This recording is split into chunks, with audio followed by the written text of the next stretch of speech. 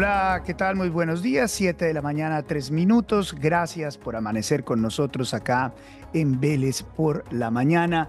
Gracias por decirle a su familia, a sus amigos que usted ve este programa que le quita 20, 30 minutos. Solo quiero 30 minutos de su atención para contarle las noticias más importantes del día. Voy a empezar con la noticia de última hora. La acabo de confirmar. Tengo en mi teléfono la confirmación oficial de que Vicky Dávila, la directora de la revista Semana, será candidata a la presidencia de Colombia. Vicky Dávila, reconocida, muy reconocida periodista colombiana, ha decidido entrar a la carrera presidencial y ha presentado su renuncia ayer. Tengo en mi teléfono la confirmación de lo ocurrido. Vicky Dávila ha presentado su renuncia a la revista Semana y buscará la presidencia de Colombia.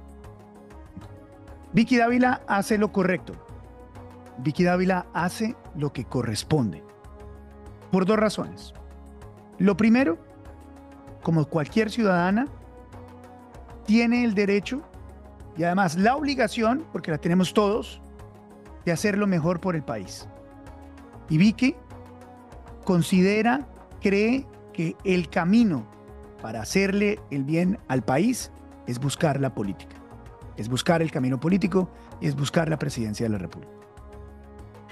Y hace lo que corresponde por lo segundo, por lo periodístico. Porque Vicky Dávila en el ejercicio periodístico se da cuenta, llega a la conclusión de que lo mejor que puede hacer por el país y por su profesión es separar las dos cosas y adelantar un camino político. Bien por ella, bien por el país. Los números de Vicky Dávila en las encuestas son muy buenos y ha generado tremendo rollo, tremendas reacciones dentro de la derecha colombiana. Y lo hemos venido cubriendo en los últimos días. Hemos visto cómo en la propia derecha colombiana hay un escándalo por una encuesta de Inbamer, en la cual sale Miguel Uribe, quien va a ser nuestro invitado en unos minutos aquí en nuestro programa, y que Paloma Valencia y María Fernanda Cabal criticaron esa encuesta, porque lo mostraban a él primero. Pero en todas las encuestas, Vicky Dávila aparece como posible candidata. Aparece con buenos números. Lo más difícil para los candidatos siempre es ser reconocido, tener algún tipo de visibilidad, tener algún tipo de reconocimiento. Y Vicky Dávila lo tiene. Vicky Dávila tiene ese reconocimiento, tiene esa visibilidad y hasta los próximos días tiene esa fuerza mediática que le representa Semana. Pero no hay que menospreciar de ninguna manera la capacidad y alcance que tiene Vicky Dávila en sus redes sociales y que tiene ella por ser ella. Y eso es un elemento importantísimo dentro de la política. Siempre dije que no me iba a referir a Vicky Dávila como política hasta que fuera política. Y hoy es esa realidad. Entonces, como primera parte del análisis que hay que hacer así en caliente, es que Vicky Dávila tiene todo el derecho de ser política, mas no tenía todo el derecho de ser política y periodista. Y ella rompe con esa dualidad de manera honesta y vehemente, con el suficiente tiempo para hacerlo bien. Creo que creo que una de las dudas que podía existir si esto seguía mezclándose o entreverándose es la validez de sus investigaciones. Pues hasta hoy, hay que decirlo, todas las investigaciones de la revista Semana, que han sido de las más fuertes y escandalosas hasta el momento, tienen completa validez y no se invalidan por el ejercicio que desde hoy empezará a hacer Vicky Dávila como candidata a la presidencia. Y eso es muy importante porque las investigaciones de Semana hasta hoy han sido importantes, determinantes, concluyentes, arriesgadas, y han puesto al gobierno de Gustavo Petro a dar respuestas muy grandes frente a lo que significa su administración, que está embarcada en innumerables escándalos de corrupción. Ese es el caso de las investigaciones de Vicky Dávila. Su postura editorial, todos la conocemos, es una postura vehemente en defensa del país y en la revelación de esos escándalos. Veremos cómo será Vicky Dávila como candidata, porque la fuerza la tiene, el discurso lo tiene, la vehemencia lo tiene. La arena política es muy difícil. En la arena política se habla de economía, se habla de relaciones internacionales, se habla de diferentes ambientes y veremos cómo se desenvuelve Vicky en eso. Como periodista lo ha hecho muy bien. Como candidato, los políticos pues se manejan de manera diferente. Y Colombia estaba buscando un outsider. Veremos entonces si Vicky Dávila es ese outsider. Con el paso de los días iremos decantando lo que significa que Vicky Dávila sea candidata a la presidencia de Colombia, pero lo que podemos confirmar y lo que alcanzo a ver aquí en mi teléfono, que lo estoy revisando, pues son las 7 de la mañana, 9 minutos en punto, es la confirmación efectivamente de que Vicky Dávila ha renunciado a la revista Semana y va a ser candidata a la presidencia de Colombia. 7 de la mañana, 9 minutos, esa es la noticia del momento. Vamos a la entrevista. Hola, soy Luis Carlos Vélez y este es mi podcast.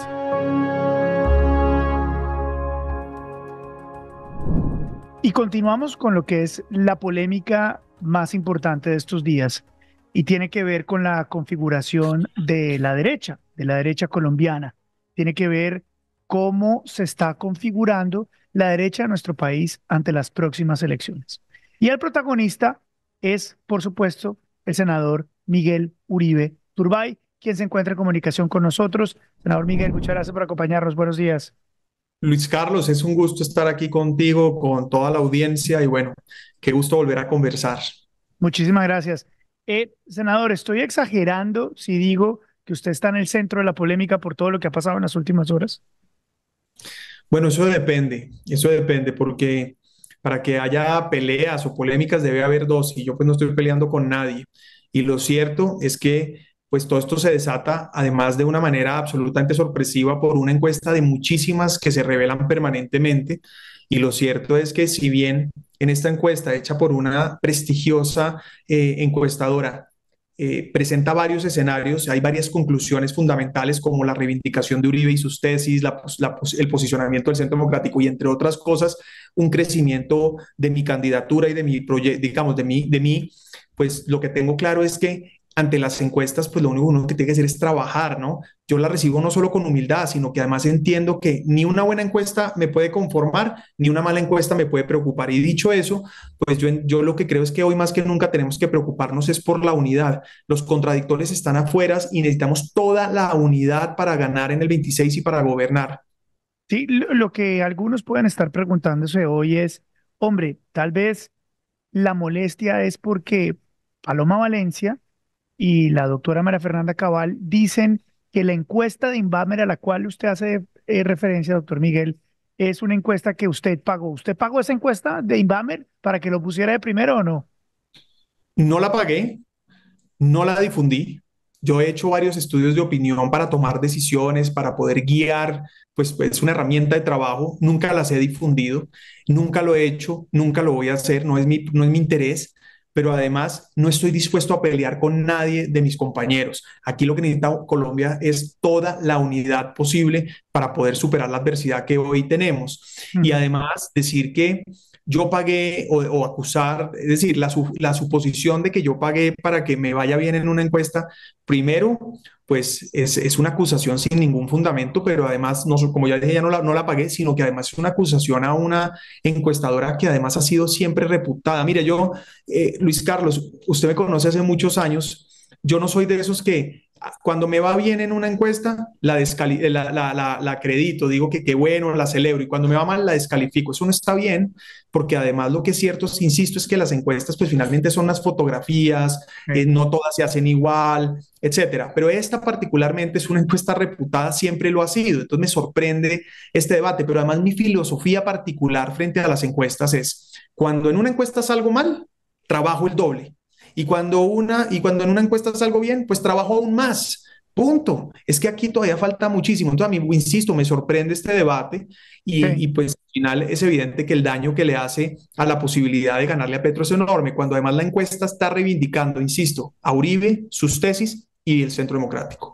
Hoy la gente afuera está diciendo, ok, se están matando en el centro democrático. ¿Se están matando en el centro democrático? No, yo no me estoy matando con nadie. La verdad es que yo respeto profundamente a María Fernanda, a Paloma, a Paola, a Andrés y a todos mis compañeros. Hemos sido compañeros de lucha. Luis Carlos, esta pelea es durísima. Usted la conoce. Es más, usted ha sido víctima de la persecución de este gobierno. Esta es una lucha muy grande y lo que tenemos es que estar unidos. Y así ha sido el Centro Democrático. El Centro Democrático se ha concentrado en enfrentar a Petro, pero ya llegó la hora también de proponer una alternativa y es legítimo que estemos en ese proceso, pero además particularmente hemos sido propositivos, a cada crítica le hemos presentado una propuesta. Entonces, al final no, yo realmente yo no reconozco enemigos ni contradictores dentro del partido, por el contrario, es la unidad del partido la que yo quiero conseguir. Yo he tenido un liderazgo firme, pero además convocante, no negocio principios, pero además no soy sectario, entonces creo que la unidad dentro del partido y afuera va a ser fundamental para ganar y para gobernar. ¿Cómo se debe elegir, doctor Miguel, al representante del centro democrático o de la derecha en Colombia? Son dos instancias diferentes. La del Centro Democrático para mí debe ser en el primer semestre del próximo año. Particularmente he propuesto mayo, porque mayo es antes de que se acabe ese primer semestre y entremos a una temporada de alguna manera donde los ciudadanos están menos, diría yo, pendientes de las noticias y viene entonces el receso legislativo y viene además las vacaciones de colegios y todo este tipo de cosas. Entonces mayo es una buena fecha porque además mayo es suficientemente rápido para que no se generen heridas profundas en el partido, pero además nos da el tiempo necesario para curarlas y sanarlas de ahí en adelante. Segundo, es un año antes de la elección de la primera vuelta, nos permite soñar con ganar en primera vuelta y va a ser fundamental para tejer la unidad que se requiere con otros sectores. Entonces yo, independientemente si es encuesta o consulta abierta, a mí me da lo mismo, estoy trabajando para ganar en cualquiera, creo que debe ser en mayo. Y la segunda instancia es la unidad de toda la oposición, que a mi juicio debe ser una gran consulta en marzo, el mismo día del Congreso, donde diferentes sectores nos unamos defendiendo la democracia, la libertad, la propiedad y la iniciativa privada y la seguridad como valor irrenunciable para la seguridad, para la tranquilidad de este país. ¿Y esas dos etapas cómo se definen? ¿Son por encuestas, por debates, por votaciones, un colegio electoral? En la primera Álvaro Uribe, ¿quién es? ¿Cómo se resuelve eso? La segunda es muy fácil porque es una instancia de consulta popular, la que hizo Duque con Marta Lucía y Ordóñez, la que hizo Fico con otros, la que hizo Petro con Francia. En esa consulta deberíamos llegar varios sectores con una causa común, Colombia, con unos valores muy definidos y convencidos de que esa unidad es necesaria para ganar y para gobernar. Para el partido, como ya le decía Luis Carlos, creo que debe ser en mayo y para mí es indiferente el mecanismo. ¿Cuáles son los dos mecanismos sobre la mesa? Sí. ¿La encuesta o la consulta popular? Ahora, aquí hay que analizar la viabilidad jurídica y el costo político y económico de cada uno. Y hay que buscar, evidentemente, que haya transparencia total, pero ambas podrían generar transparencia. Se trata de cuál sería el mecanismo, es decir, cómo se llegaría a eso finalmente. Pero lo que es cierto es que, por ejemplo, en la consulta se dice que si se hace una consulta antes del 26, esa consulta obligaría a que el candidato que salga ahí está obligado a llegar a primera vuelta. Eso sería demoledor porque entonces la segunda instancia no se daría, no habría una Claro. segunda consulta. Lo segundo es que puede ser muy costosa, 200, 300 mil millones. Usted recuerda la consulta de Humberto de la Calle y de Cristo. Primero a Humberto de la Calle le tocó llegar a primera vuelta y no se pudo unir con Fajardo. Pero lo segundo Sí. es que costó tanta plata que la gente le cuestionó que en un momento de dificultad económica un partido se gaste plata casi que en un proceso que se podría buscar otra forma. Entonces, esos Sí. son los análisis que hay que hacer. Pero insisto, más que el mecanismo, yo estoy dispuesto a participar en cualquiera. Primero, Sí. Ujú. estoy trabajando para ganar cualquiera, pero creo que es mayo la fecha indicada. Mayo es la fecha indicada. Pero en el fondo debe gustarle uno más que otro. No, la Hablo de los verdad, mecanismos. No, no, no, la verdad es que no. Para mí es irrelevante el mecanismo en el sentido en que, pues yo entiendo que es decir, primero este tema es un tema complejo, no solo en el Centro Democrático, sino en todos los partidos y además hace mucho tiempo, para no ir muy lejos, la famosa consulta popular del Partido Liberal de Galán. Es decir, siempre ha habido dificultad en cómo se escogen los candidatos. Ahora, yo que reivindico el Centro Democrático, tenemos maravillosos precandidatos, es un abanico de lujo de candidatos, así que bienvenido. El mecanismo que sea lo voy a asumir, insisto, me estoy preparando para ganar cualquiera. Ahora, insisto, hay que analizar viabilidad jurídica, oportunidades, costos, desventajas y buscar que ese mecanismo nos dé el candidato que pueda ganar, que gane dentro del partido, pero que también pueda ganar afuera. Y esa es parte también de lo que yo ofrezco al Centro Democrático y a Colombia. Un liderazgo firme pero convocante que representa renovación, pero que también tiene experiencia. Este podcast es una presentación especial de IES. Imagina lo extraordinario, tecnología e innovación que protege su hogar. www.ieswindows.com. Ingrese a www.ieswindows.com. La figura del outsider es mucho una figura de la cual se habla mucho. Y indefectiblemente en esas encuestas aparece Vicky Dávila. ¿Usted ve a Vicky Dávila como candidata? No sé, yo la verdad yo confío, es decir, yo le creo a la gente y ella ha dicho que no, que hoy no está en ese proceso. Entonces, ahora si toma la decisión de lanzarse, bienvenida. Pero Claro. yo el análisis que hago es diferente. Yo lo que pienso es que al final esta elección va a ser una elección muy diferente a las que hemos vivido antes. Esta no va a ser de mecánica electoral, de mecánica política, va a ser de conexión con los ciudadanos y también de grandeza de los candidatos. Por eso yo reivindico tanto la unidad. Aquí no deberíamos estar atacándonos entre nosotros, todo lo Sí. contrario. Aquí lo que queríamos estar es construyendo un gran proyecto y el que logre conectar con los ciudadanos, esa persona que tome la delantera, esa persona que demuestre la capacidad de ganar y de gobernar bien, es la persona a la que nos tenemos que plegar para ganar, para proteger la democracia y la libertad colombiana. ¿Y usted a quién está viendo hoy en ese escenario? ¿Quiénes son los candidatos que pasarían esa primera etapa? ¿Usted con quién se encontraría en esa segunda etapa?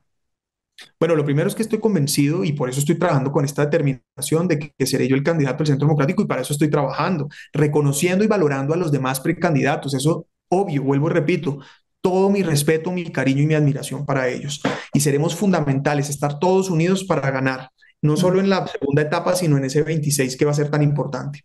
Sí. Lo segundo es que yo que veo un escenario donde vamos a tener un candidato petrista radical, vamos a tener a una Claudia López tratando de navegar entre la izquierda y el centro, tratando de acercarse a Petro lo suficiente que no, ¿no? Como famoso refrán de tan cerca, ¿cómo es que el tema? Tan cerca que no lo queme, pero tan lejos que no lo Que deje de no lo alumbrar. alumbre. Ajá. Entonces, digamos, ahí se va a estar moviendo Claudia López. Veo un esfuerzo de centro de personas como Fajardo, como Galán, que están buscando una alianza. Ya lo han hecho en el pasado, vamos a ver Sí. cómo les sale en este proceso. Veo en la centroderecha la candidatura nuestra del Centro Democrático, que va a ser el núcleo, debería ser el núcleo de una gran alianza de diferentes candidatos. Es imposible prever quiénes sean Ajá. porque muchos de ellos están en toda esa dinámica. ¿Quién sabe quién sale del Centro de Cambio Radical? Hay que ver que otros movimientos vienen por firmas, digamos, de personas que pueden identificarse con esta causa común de estos valores que ya definí: Sí. democracia, libertad, propiedad, propiedad privada, iniciativa privada, seguridad. Y es más o menos el mapa que veo. ¿Y Vamos a quién es quién es la candidata o el candidato del petrismo? Yo creo que Petro tiene dos planes. El plan A es una persona radical, tipo María José, Gustavo Bolívar, una cosa así, y el plan B es Claudia. Y yo creo que Claudia está en algo similar. Claudia, el plan A de Claudia es tratar de camuflarse en el centro, incluso a veces trata de poner un pie en la centro derecha y se busca, ese es el plan A de ella, camuflarse, sabiendo Sí. que representa lo mismo que Petro, pero el plan B, si ella ve que aquí no cabe en el centro, que, no la, que al final ya peleó también con Galán, peleó con Fajardo, termine como plan B con Petro. Entonces, todavía está por definirse eso. Y bueno, hay una tercera vía de Petro que están luchando ahí, que son los que tratan de aparentar moderación, ¿no? Luis Gilberto Murillo, que seguramente renunciará a la Cancillería muy pronto, Roy Las Barreras, barreras. bueno, y probablemente alguno más de ese tipo. Mm. Sí. Em, ¿Cómo ve usted, doctor Miguel, estos 2 años que le quedan a la administración Petro? Desafortunadamente muy malos. Y yo creo que eso también nos tiene que hacer un llamado a que si bien hay que trabajar para ganar el 26, no podemos descuidar el hoy. Hay que trabajar todos los días para evitar el daño que este señor está haciendo. Por eso estamos enfrentando las reformas. Yo soy ponente de la ley de financiamiento o reforma tributaria. Estoy prácticamente convencido que vamos a lograr hundirla porque es decir, es inhumano que este gobierno ponga más impuestos. Yo le oí a usted una reflexión hace un tiempo, usted sabe que yo he sido un gran oyente suyo sobre la curva de Laffer. No sé si usted lo recuerda. Claro Usted que hizo sí. un análisis muy brillante sobre lo que implica el cobro de impuestos y el recaudo, la relación de la tasa de tributación y el recaudo. No por cobrar más se recauda más, decía usted en esa Mira, explicación. Y es así. Petro está llevando el tema, y además tiene dos problemas. Está cobrando tantos impuestos y además persiguiendo tanto al sector privado con los problemas de inseguridad, de incertidumbre, que al final el recaudo empieza a bajar, a bajar, a bajar, y no hay plata para que funcione el Estado, no hay plata para la política social. No perdamos de vista que la política social sin iniciativa privada es engañosa, es insostenible. Aquí lo que necesitamos es más inversión, más ingresos, más empleo y por supuesto eso genera más recaudo. Entonces, eso lo digo es para decir que estoy enfrentando esa reforma tributaria, estamos enfrentando la reforma a la salud, enfrentando la reforma laboral que es dañina también. Y bueno, eso es lo que quiero llamar la atención, es que si bien hay que construir para el 26, hoy hay que enfrentar el daño que Petro está haciendo. ¿Cuál creo yo que va a ser los problemas más grandes que vamos a recibir el 26? Primero, una crisis de inseguridad enorme. Vamos a tener un país con una violencia creciente, con un narcotráfico absolutamente fortalecido, unas regiones completamente perdidas como el Cauca, desafortunadamente. Estuve hace poco en Popayán y da de verdad total tristeza ver cómo una región tan rica, con tanto potencial, está perdida por la negligencia de este gobierno. Una crisis energética, se nos viene un racionamiento, un apagón muy pronto, tenemos déficit, vamos a tener pronto déficit de energía y ya empezamos a tener déficit de gas. Tenemos el problema de la salud, que también va a ser una crisis que se va a estallar muy pronto, donde el gobierno por capricho ideológico y por tomarse la plata del sistema viene agotando el sistema. Vamos a tener el problema de la iniciativa, de poca inversión, de la incertidumbre. Entonces, ¿cómo estimulamos inversión para rápidamente recoger digamos, tener una mayor recaudo vía nuevos ingresos? Eso es básicamente el problema que vamos a tener, eso sin contar otros, sin duda, que yo pensaría que se van a agravar todos en este gobierno, que ha sido incapaz de resolver los problemas y ha estado rodeado de escándalos de corrupción. una última pregunta, doctor Miguel. ¿Dónde cree está el corazón de Álvaro Uribe hoy en términos políticos entre ustedes, los del Centro Democrático?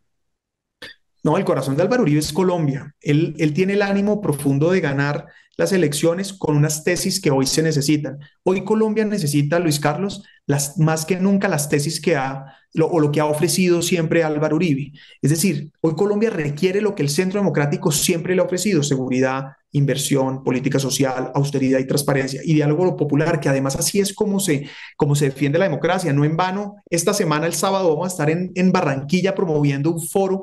Viene un ciclo de foros de propuestas porque nuestro interés es resolver los problemas de los ciudadanos. Entonces, ese es el corazón de Uribe: resolver los problemas de Colombia, ganar el país, defender la democracia, no dejar que se destruya lo que tanto nos ha costado construir. Y yo creo que el presidente Uribe ha sido absolutamente neutral antes, lo ha sido en el 14, en el 18, en el 22 y lo volverá a hacer. Incluso, yo incluso le he dicho: oiga, denos reglas como digo yo, imponga el mecanismo y que compitamos, porque no se trata de imponer el candidato. Yo creo que ha sido injusta la gente que lo cuestiona. Y bueno, y hoy más que nunca lo que tenemos que entender es que, uno, Uribe le ha entregado todo este país. Bueno, a propósito, celebro que el día de ayer tuvo una gran noticia familiar. Eso bien por él, bien por su familia, bien por Colombia, justicia. Pero el tema es que Uribe, pues es grande y está convencido de que vamos a ganar, lo necesitamos, está reivindicando. En la encuesta de la que comenzamos hablando, lo único que muestra es que Uribe va para arriba, sus tesis van para arriba, el reconocimiento es total. Y aprovecho, antes de terminar, si me lo permite, Luis Claro Carlos, que hacer sí. una invitación especial para este 23 de noviembre. Quiero invitarlos, hablando de esta unidad: unámonos para salir a marchar en contra de este gobierno y a favor de este país. Si nosotros no salimos a defender la libertad de prensa, la independencia de la justicia, la fortaleza de las fuerzas armadas, la oposición, la ciudadanía, el empleo, la iniciativa privada, en general la democracia, va a ser muy tarde el día que entonces queramos hacerlo. Este es el momento, no perdamos tiempo. Entonces, este 23 de noviembre, todas las calles de Colombia a unirnos en una sola causa: Colombia. Colombia tiene futuro. Doctor Miguel Uribe, como siempre, gracias por darnos unos minutos acá en el programa. Es usted muy amable, muy gentil. A usted, Luis Carlos, por su generosidad. Muchísimas gracias. Gracias, un abrazo.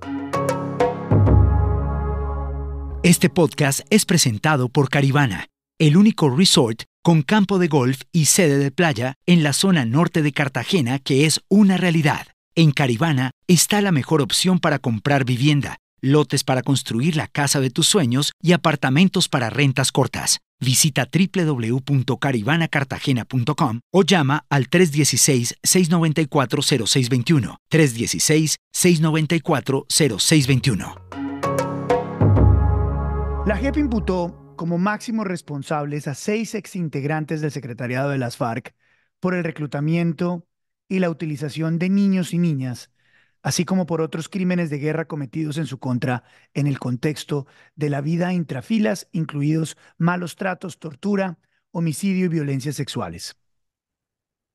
Te voy a decir los nombres de estos personajes. Rodrigo Londoño Echeverry, Jaime Alberto Parra Rodríguez, Milton de Jesús Toncel, Pablo Catatumbo, Pastor Lisandro Álape y Julián Gallo Cubillo. Estos son todos nombres de personajes que hoy por hoy legislan en el Congreso colombiano a rienda suelta, muchos acumulando kilos de más y no en la cárcel donde deberían estar. Pero la JEP determina que son culpables, imputa cargos como máximos responsables por crímenes cometidos contra niños. Según la JEP, entre 1971 y 2016, las FARC reclutaron a 18.677. 18.677 niños. Esto es increíble. Increíble. Mire usted la declaración de la JEP. En ese tema, tal y como está en el auto, es una responsabilidad por omisión, no por acción directa. Entonces, no hay prueba de que hayan dado la orden de cometer esos delitos, como lo claramente, ¿cierto? Entonces, ni que dieron la orden, ni que ellos lo perpetraron directamente. Lo que está demostrado, como lo acaba de explicar la magistrada relatora, es que era una práctica, eso sucedía. Sucedía a pesar de las prohibiciones. Y no se tomaron las medidas eficaces, se tomaron algunas medidas. De hecho, en algunos casos se llegó incluso al fusilamiento de algunos integrantes de las FARC por haber incurrido en esas prácticas. Pero realmente eso seguía pasando, a pesar de que la sanción podía ser incluso la pérdida de la vida. Y eso es lo que está documentado en el auto. Magistrados, una última consulta, como no hemos conocido el auto. Omitieron. Es decir, según la JEP, estos desgraciados, porque es que no tienen otro tipo de apelación de las FARC, y estos señores a los cuales les imputan cargos, que son congresistas, durante todo este tiempo les violaban, mutilaban, asesinaban, abusaban, esclavizaban niños y niñas y estos tipos no se daban cuenta. ¿Omitieron? ¿No? Ahí hay uno de ellos que le decían alias Tornillo y ahí hay una señora que era la pareja de ese señor, que dicen le permitía hacer todo lo que quisiera. Omisión, omisión. Cuéntenme en una de vaqueros. Los señores de la JEP, yo realmente no sé con qué cara ven a sus hijos. Y realmente no sé con qué cara se ven al espejo todos los días. Porque uno no puede tener corazón si determina que a 18.000 niños o los violaron, o los mutilaron, o los esclavizaron, o los ejecutaron, porque los máximos responsables de esa organización no se dieron cuenta. Y los máximos responsables de esa organización, algunos decían que le gustaban las niñas vírgenes. ¿Eso es lo que ustedes, señores de la JEP, están intentando hacer? ¿No les da vergüenza? ¿No les da vergüenza? ¿No les da vergüenza con Colombia, con sus hijos, con sus familias? Así no se construye la paz. Aquí se le ven las orejas al burro. Aquí sabemos perfectamente qué es lo que están haciendo ustedes. Ustedes, señores de la JEP, lo que están intentando es llegar a algún tipo de justicia restaurativa, que seguramente va a hacer que estos señores terminen, quién sabe, barriendo las escaleras del Capitolio de lunes a viernes 15 minutos y con eso, pues, todos los colombianos nos tenemos que dar por bien servidos. Para que no llegue la Corte Penal Internacional y los meta a la cárcel donde deberían estar, pudriéndose para siempre y no en el Congreso de la República. Eso es lo que ustedes están haciendo. Ustedes, señores de la JEP, no se están salvando por omisión, como están intentando salvar a los señores de las FARC. Ustedes sí saben perfectamente qué están haciendo. Sí saben perfectamente que aquí no va a haber justicia restaurativa. Y sí saben que esta condena es papelito, muñequito, bobada, pendejada. Les debería dar vergüenza, señores de la JEP. Porque si estos señores no terminan donde deberían terminar, es por culpa de ustedes. Porque ustedes ya se dieron cuenta y le pusieron números a los niños, a las víctimas de los señores de las FARC. Ustedes saben toda la verdad. Y con esa verdad se van a tener que levantar y acostar todos los días. Ustedes, gracias por acompañarnos. Soy Luis Carlos Vélez. Si Dios quiere, nos escuchamos mañana. Gracias por acompañarnos y cuéntele a su familia, a sus amigos que usted ve este en vivo todos los días a las 7 de la mañana en Vélez por la Mañana. Dios los bendiga. Todo va a salir bien. Gracias. Chao.